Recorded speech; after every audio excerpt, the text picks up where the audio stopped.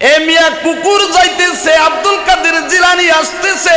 কুকুর হঠাৎ করিয়া আব্দুল কাদের জিলানী রহমাতুল্লাহি আলাইহিকে প্রশ্ন করতেছেন, হে আব্দুল কাদের জিলানী, তুমি তো জামানার বড় পীর। কয় হ্যাঁ আমি বড় পীর। কয় তাইলে বলো তো তুমি ভালো না আমি ভালো? আব্দুল কাদের জিলানী অস্থির হয়ে গেল, কি বলতেছে কুকুরে? আমি ভালো না ওই ভালো? আল্লাহ, যদি আমি বলি আমি ভালো তাইলে আমার নামটা ইবলিসের খাতায় চলিয়া যায়। কারণ ইবলিস রে বলেছিল আদম তোমার থেকে বড় না তুমি বড়? তিনি বলেছিল আমি বড়। নিজেকে নিজে ভালো জানলেন, নিজেকে নিজে বড় জানলে তার নামটা ইবলিসের খাতায় চলিয়া যায়। এ মুসলমান ভাইরে আমার, আব্দুল কাদের জিলানী রহমাতুল্লাহ আলাইহি অস্থির হয়ে যাচ্ছে, কি জবাব দিব? আবার যদি বলি কুকুর তুই নিজে ভালো, তাইলে আবার কোরআনের আয়াতের বিরোধিতা হয়ে যায়। কারণ আমার মালিক আল্লাহ বলেন ওয়ালাকাদ কাররামনা বানি আদম, আমি বড় সম্মানিত জাতি হিসাবে আদম জাতরে দুনিয়ায় পাঠাইছি, আদম জাতরে দুনিয়ায় বানাইছি। তাইলে আবার কোরআনের আয়াতের বিরোধিতা হয়ে যায়। কোনটা জবাব দিবে, কি বলবে না বলবে? যদি বলি আমি ভালো, তাইলে ইবলিসের খাতায় চলিয়া যায়। যদি বলি তুই কুকুর ভালো, তাইলে কোরআনের আয়াতের বিরোধিতা হয়ে যায়। তাইলে কোনটা বলবে? আমার আল্লাহ আব্দুল কাদের জিলানী রহমাতুল্লাহি আলাইহির দিলের ভিতরে ইলহামের মাধ্যমে জানায় দিলেন, আব্দুল কাদের রে, তোর মৃত্যুর পরে কবরের জগতে যদি বাচ্চা যাইতে পারোস, কবরের আযাব থেকে কুকুরের জবাব দিয়া দে, তুই কাদের আব্দুল কাদের জিলানী অনেক ভালো। আর যদি অন্ধকার কবরের জগতে ধরা খাইয়া যাও, তাইলে তোমার থেকে কুকুর অনেক ভালো। এ বাবা,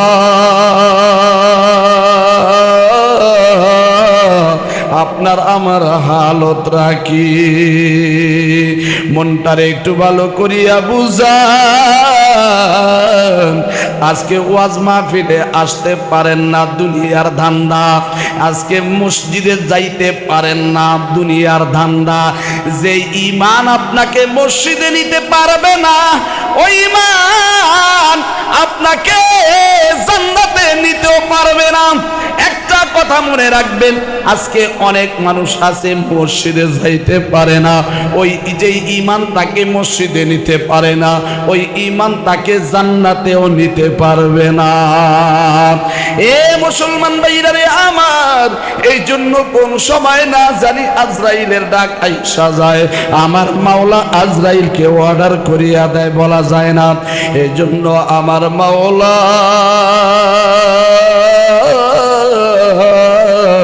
কোরআনের আলোচনা হবে। যারা এদিক সেদিক বসে আছেন, এ বাবা জীবনের শেষ মাহফিল মনে করে জান্নাতের বাগানে একটু চলে আসুন। আজকে যদি আমার ইন্তিকাল হয়ে যায়, আমার আশায় কোনো কাজ বাইজা থাকবে না, সংসার বন্ধ হবে না। এ বাবা, আপনার বন্ধু বান্ধব কই এক নজর আসবে আর দেখবে, বলবে আমার দোকান খুলতে হইব, আমি চলিয়া যাই। আমার ইরিক্ষেত খামারে কাজ আছে, দেখছি চলিয়া যাই। আপনার অপেক্ষায় কেউ কাজকর্ম বন্ধ করিয়া দিয়া বসে, কথা ঠিক না বে ঠিক? আমরা থাকি না। বুঝতে হবে আমার জন্য কেউ কাজকর্ম বন্ধ করে দিয়ে কেউ থাকবে না। শুধুমাত্র এক নজর আসবে আর দেখবে আর চলে যাবে। মানুষ আইব রে,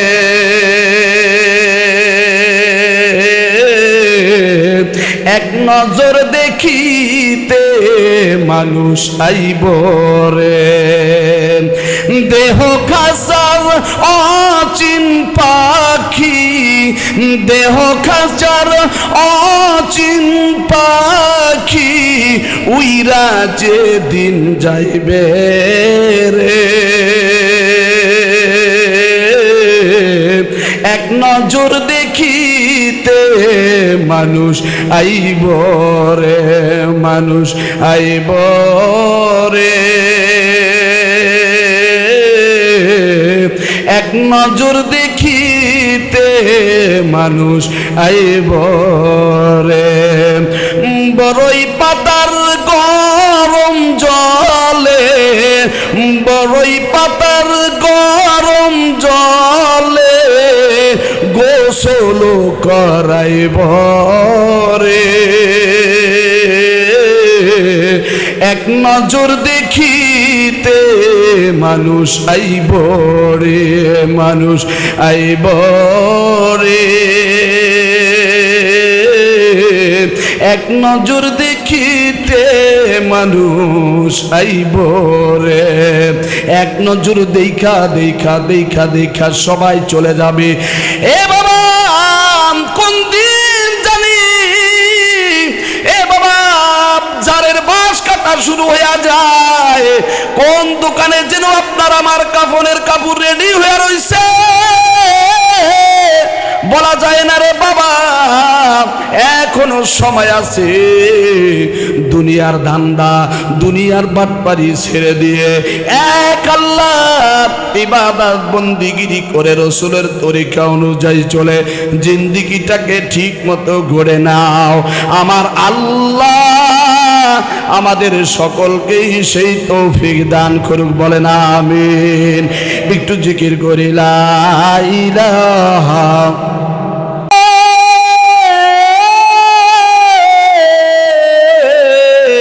আমার উম্মতেরা সবাই আবার কাবা ঘর তওয়াফ করতে আসতে পারবে না, যার অনেকের এই সামর্থ্য থাকবে না। এরে জিবরাইল, এই কাবা ঘর নির্মাণের পরে যেই বালুগুলা পাথর টুকরাগুলা রয়ে গেছে সারা দুনিয়ার মধ্যে সরাইয়া ছিটাইয়া দাও। সরাইয়া ছিটাইয়া দিলে পরে ওই সব জায়গার মধ্যে আল্লাহ পাকের রহমত বর্ষণ হবে। আর ওই রহমতের জায়গায় আল্লাহ পাকের ঘর মসজিদ নির্মাণ হয়ে যাবে। তাইলে বুঝা গেল এই যে আপনাদের যে মসজিদ, এখানেও আল্লাহ তাআলার কুদরতি একটা পাথরের টুকরা পড়েছে। বলেন আল্লাহু আকবার। এ মুসলমান ভাইরা রে আমার, কিভাবে কিভাবে রহমত আসে। বর্তমান কাবা ঘর যেই জায়গায় নির্মাণ করা আছে ওইটার বরাবর, একবারে বরাবর চতুর্থ আসমানে বাইতুল মামুর একটা মসজিদ আছে। ওই বাইতুল মামুর মসজিদের ভিতরে দৈনিক কোটি কোটি কোটি রহমতের ফেরেশতারা সালাত আদায় করে। 2 রাকাত করে সালাত আদায় করে। 2 রাকাত করিয়া সালাত আদায় করার পরে যদি একবার বের হয়ে যায়, জীবনে আর সে 2 রাকাত সালাত পড়ার ওই মসজিদে চান্স পাবে না। এত ফেরেশতা। এ মুসলমান ভাইরা রে আমার, বাবাজিরা আমার, সেই কাবা ঘরটা ওই বাইতুল মামুর জামে মসজিদের বরাবর। ওই মসজিদের ভিতরে আল্লাহ পাকের রহমত নাজিল হয়। ওই চতুর্থ আসমানের বাইতুল মামুর জামে মসজিদ বরাবর কাবা ঘর। আমার আল্লাহ জিবরাইলকে বলেন, জিবরাইল রে, রহমত বাইতুল মামুর মসজিদে থাকলে হবে না, এই রহমতটা কাবা ঘরের ছাদের উপরে দিয়া দাও। কাবা ঘরের ভিতরে থাকলে হবে না, এখান থেকে কিছু রহমত সারা দুনিয়ার মধ্যে মসজিদের ছাদের উপরে দিয়া দাও। আল্লাহু আকবার। এই জন্য মসজিদের ছাদের উপরে কোনো মার্কেট করা যায় না, দোকান করা যায় না। মার্কেটের উপরে মসজিদ নির্মাণ করা যায়। হে মুসলমান ভাইরা রে আমার, যে সময় রহমতরা আপনাদের মসজিদের ছাদের উপরে আসলো, ইমাম সাহেব মুসল্লিদের সামনে নিয়ে নামাজে দাঁড়ায়া গেল, মুসল্লিদের পিছনে নিয়ে নামাজে দাঁড়ায়া গেল। আমার আল্লাহ বলেন, ওই রহমত ছাদের উপরে থাকলে হবে না, ইমাম সাহেবের মাথার উপরে রহমত দিয়া দাও। এই রহমত ইমাম সাহেবের মাথার উপরে চলে আসে। সর্বপ্রথম ইমাম সাহেবের থেকে ওই রহমত মুয়াজ্জিন সাহেবের মাথায় চলিয়া যায়, মুয়াজ্জিন সাহেবের কাছে থাকলে পূর্ণাঙ্গ হবে না। এইবার মুয়াজ্জিন সাহেবের ডাইনে যেই মুসল্লি তার কাঁধে চলিয়া যায়, তারপরে বামে যে মুসল্লি তার কাঁধে যায়, তারপরে ডাইনে যে মুসল্লি তার কাঁধে যায়, তারপরে বামে যে মুসল্লি তার কাঁধে যায়, এইভাবে সারা মুসল্লিদের মাথায় ওই রহমত চলিয়া যায়। আর ওই বান্দা ওই রহমত নিয়া, ওই রহমতের দেহ নিয়া জমিনের ভিতরে যেই সময় পাড়া দেয়, আমার আল্লাহ ওই মুমিনের পায়ের পাড়ার বরকতে এই জমিনের মধ্যে থেকে ফসল ফল ফুলুট গজায়া দেয়। মুমিনের মুসলমানের পাড়ার বরকতে, নামাজিদের পাড়ার বরকতে জমিনের মধ্যে ফসল হয়। বেনামাজির পাড়ার বরকতে না, বেনামাজির পাড়ার বরকতে না, মুসল্লিদের পাড়ার বরকতে জমিনের ভিতরে ফসল হয়। কিছু আছে এক ওয়াক্ত নামাজ পড়ে না, দোকানে বসে কাল সমালোচনা করে, ওই হুজুরের সমস্যা, ওই হুজুরের সমস্যা, ওই মুসল্লির সমস্যা। হুজুর ওই যে দেখেন তো কাতার দিয়া মসজিদে যাইতেছে, একটার ইমান ঠিক নেই। আমি কিন্তু আপনার, আমি হুজুর নামাজ না পড়লে কি আমার ইমানটা মজবুত আছে, আমাকে মনের ভিতরে কোনো ঝামেলা নাই। এবার তুই নামাজ পড়ছ না, তোরা বড় ইমান হয় কত, তুই তো মুসলমানই না। কারণ আল্লাহর নবী বলেন বাইনাল আবদি ওয়া বাইনাল কুফরি তারকুস সালাহ। নবী বলেন যেই ব্যক্তি নামাজ পড়ে ওই ব্যক্তি মুসলমান, আর যেই ব্যক্তি নামাজ পড়ে না সে যেন কুফরি করলো। আর কোন মুসলমান কুফরি করতে পারে না, সে যদি কুফরি করে তাইলে পরে কাফের হয়ে যায়। এ বাবা এই জন্য নামাজ কামাই দিবেননি, জোরে কন জোরে কন। না না, বেনামাজি হইয়া কবরে যাইয়া বাবা শুয়েন না। বেনামাজিকে যেই সময় কবরের ভিতরে রাখা হয়, একটা ঘোড়া 3 দিন পর্যন্ত দৌড়ে যত দূর যাইতে পারে এত বিশাল একটা বিষধর সাপ ওই বেনামাজির কবরে নিযুক্ত করে দেওয়া হয়। একটা ফোঁটা বীজ যদি তাদের জমিনে ফালানো হয়, এ বাবা দুনিয়ার জমিনে গাছপালা তরুলতা কিছুই গজাইবে না, ওই সাপটায় কামড়াইবে। একটা কামড় দিলে 40 বছর পর্যন্ত ব্যথা অনুভব করবে। এ বাবা ওই সাপটায় বেনামাজিকে কবরের ভিতরে কামড়াইতে থাকবে আর বলবে ফজরের নামাজ পড়স নাই, এই জন্য জোহর পর্যন্ত কামড়াইতে থাকবো।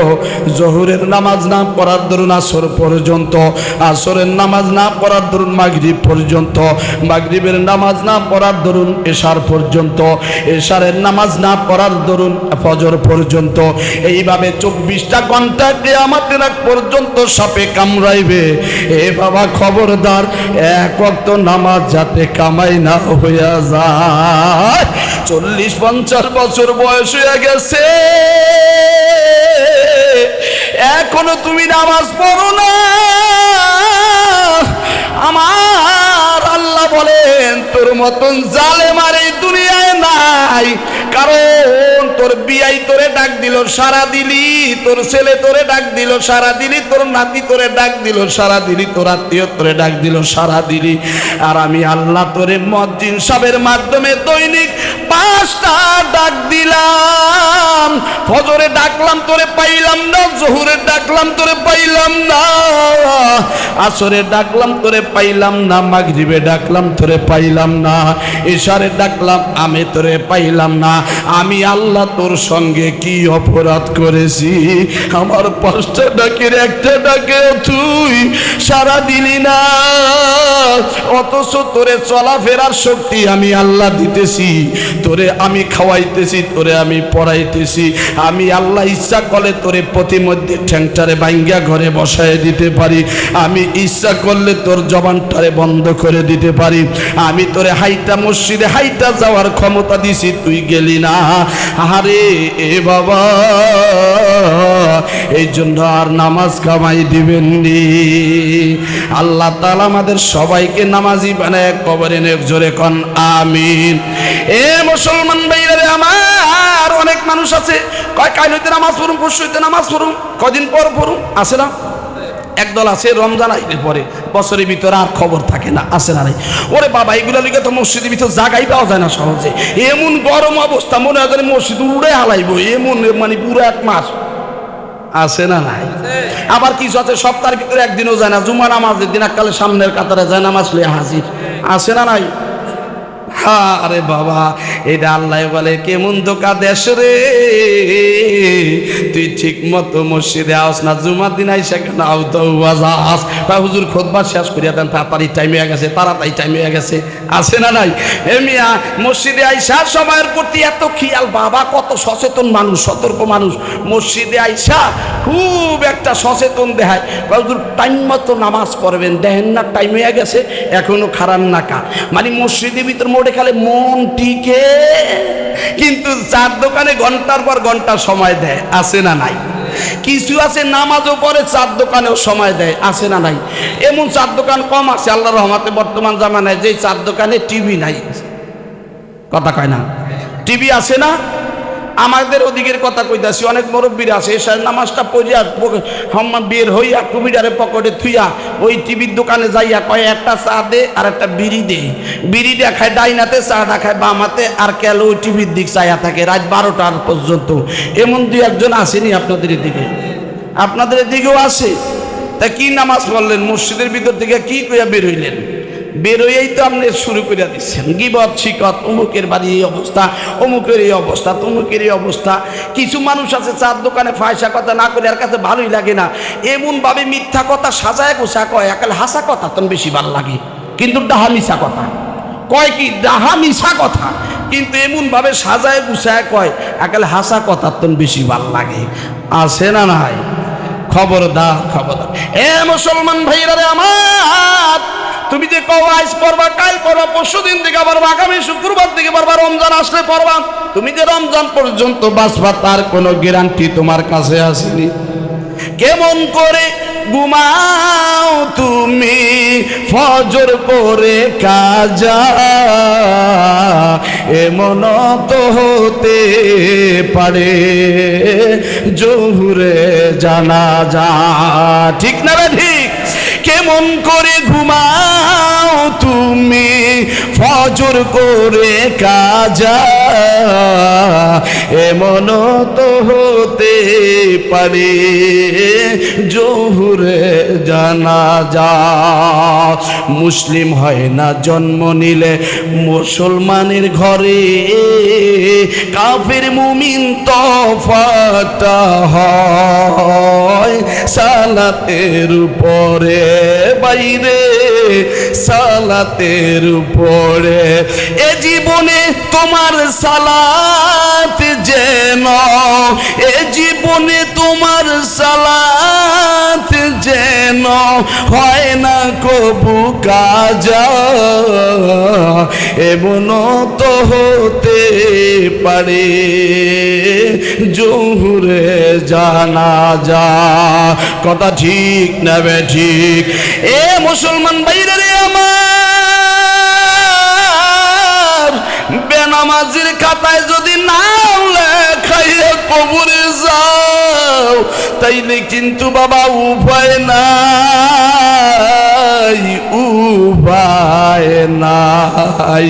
এ বাবা, বেনামাজি সন্তান দুনিয়ায় রাইখা মারা গেলাও, তোমার মতন কপাল পোড়া এই জগতে আর কেউ নাই। কারণ যেই ব্যক্তি মারে কবরে রাখছে, যেই ব্যক্তি বাবারে কবরে রাখছে, খবরদার গুনার কাজ করবা না। কারণ মা বাবারে কবরে রাইখা সন্তান যদি গুনাহ করে, এ বাবা ওই গুনার ধাক্কা মা বাবার কবরে চলিয়া যায়। খবরদার, খবরদার, মা বাবারে কবরে রাখা এমন গুনাহ কইরো না। মা বাবারে যারা কবরে রাখছো নামাজ কামাই দিও না। হে বাবা, যদি নামাজ কামাই দিয়া গুনাহ করো, মানুষ ঠকাইয়া যদি গুনাহ করো, হে বাবা মানুষের সঙ্গে যদি মানে এতিমের মাল যদি আত্মসাৎ করো, আর যদি সুদ খাও, ঘুষ খাও, মিথ্যা কথা বলো, যত প্রকারের গুনাহ করবা, ওই গুনার ধাক্কা মা বাবার কবরে চলিয়া যায়। এই জন্য মা বাবারে যারা কবরে রাখছো, নামাজ পড়বা, নামাজের সওয়াব মা বাবার কবরে চলিয়া যাইবে। দোয়াও করা লাগবে না, আল্লাহ তুমি আমার মা বাবারে মাফ করিয়া দাও। সন্তান ইবাদত করবে, ওই ইবাদতের সওয়াব অনিচ্ছা সত্ত্বেও মা বাবার কবরে চলিয়া যায়। আর যারা গুনাহ করে গুনার ধাক্কাটাও কবরে চলিয়া যায়। যারা টিভি টেলিভিশন ঘরের ভিতরে রাইখা মারা যান, এই টিভি টেলিভিশন দেখা যারা গুনাহ কামায়, সদকা জারিয়া গুনাহগুলা কবরের ভিতরে যাইতে থাকবে। এ বাবা, এমন কিছু সামগ্রী এই দুনিয়ার বুকে রাইখা গেছেন যে সামগ্রীর কারণে মানুষ দেখা দেখা গুনাহ কামায়, আর সেই গুনার ধাক্কাগুলি আপনি কবরে বৈশা বৈশা পাইবেন। এই জন্য সাবধান রে বাবা, এমন কোনো কাজ করিয়েন না, মা বাবারে কষ্ট দিয়েন না গুনাহ করিয়া। মা বাবা রুহানি ভাবে বদদোয়া দেন, এই বদদোয়ার কারণে আপনি জীবনের দুনিয়ার জিন্দেগিতে ভালো থাকতে পারবেন না, ভালো হইতে পারবেন না।